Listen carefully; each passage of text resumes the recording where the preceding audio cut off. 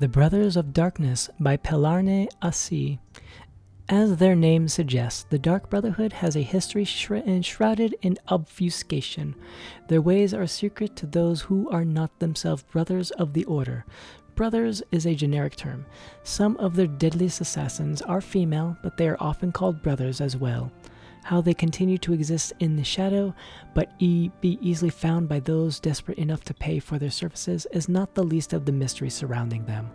The Dark Brotherhood sprang from a religious order, the Marag Tong, during the Second Era. The Marag Tong were worshippers of the dangerous spirit Mephala, who encouraged them to commit ritual murders. In their early years, they were as disorganized as only obscure cultists could be. There was no one to lead the band, and as a group they dared not murder anybody of any importance. This changed with the rise of the Night Mother.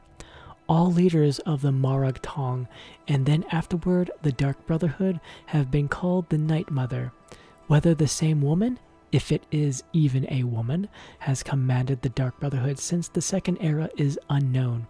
What is believed is that the original Night Mother developed an important doctrine of the Marag Tong, the belief that while Mephala does grow stronger with every murder committed in her name, certain murders were better than others. Murders that came from the hate pleased Mephala more than murders committed because of greed. Murders of great men and women pleased Mephala more than murders of relative unknowns. We can approximate the time this belief was adopted with the first known murder committed by the Marag Tong. In the year 324 of the Second Era, the Pontinet Versidou Shai was murdered in his palace in what is today the Elsewhere Kingdom of Senchal. In a brash move, the Night Mother announced the identity of the murderers by painting Marag Tong on the walls of the Pontinet's own blood.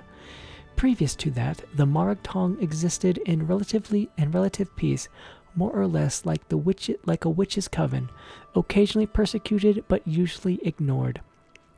In remarkable synchronicity at a time when Tamriel, the arena was fractured.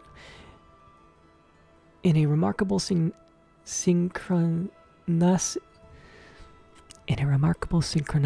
at a time when Tamriel the arena was a fractured land, the Marag Tong was outlawed throughout the continent.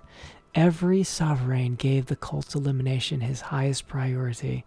Nothing more was officially heard of them for 100 years.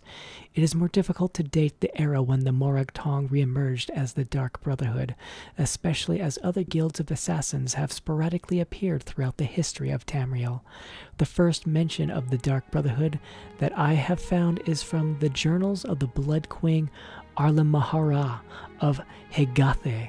She spoke of slaying her enemies by her own hand, or if necessary, with the help of the Night Mother and her Dark Brotherhood, the secret arsenal my family has employed since my grandfather's time. Arlamahara wrote this in the 412 of the Second Era, so no one can surmise that the Dark Brotherhood had been in existence since at least 360 if her grandfather had truly made use of them. The important distinction between the Dark Brotherhood and the Marag Tong was that the Brotherhood was a business as much as it was a cult. Rulers and wealthy merchants used the order as an assassin's guild. The Brotherhood gained the obvious reward of a profitable enterprise, as well as the secondary benefit that rulers could no longer actively persecute them. They were needed. They were purveyors of an essential commodity. Even an extremely virtuous leader would be unwise to mistreat the Brotherhood. Not long after Alamahara's journal entry came perhaps the most famous series of executions in the history of the Dark Brotherhood. The Colovian Emperor Patanate Severian Chorak and every one of his heirs were murdered on one bloody night in Sun's Dawn in 430. Within a fortnight, the Colovian dynasty crumbled to the delight of its enemies. For over 400 years, until the advent of the warrior Emperor Tiber Septim, chaos reigned over Tamriel. Though no comparably impressive executions have been recorded, the Brotherhood must have grown fat with gold during that interregnum.